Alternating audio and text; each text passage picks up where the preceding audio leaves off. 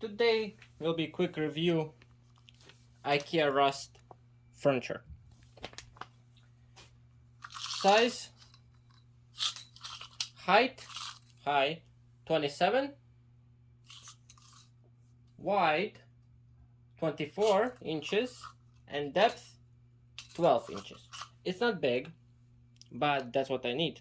Overall, who's not patient viewer, I recommend this, yes, but only if you already do extra work. Why? Because if you like just in the bottom, that's how you get it. On top, what I did, I sanded and add 3 layers of stain for protection, for look. And I think it looks a lot better, but not everybody will gonna like it. Overall, it's great product. Fortunately, you need a quite little bit work, and you need for 2 of them, for 2 furnitures, $40 of stain. It should be just enough.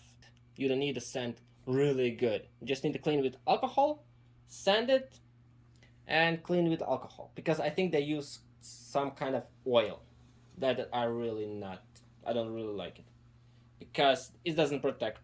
You like it or not, I don't really care, because I did for myself and I like it. And another thing, when you receive this wood furniture you buy IKEA, you might not get completely straight wood. It could be a little bit curved. I think you can see a little bit, tiny bit. When it's closed, you still can. I can see really good. You might not, but it's eyesore.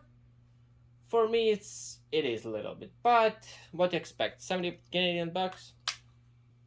If you think I need affiliate link, right below, if you're interested.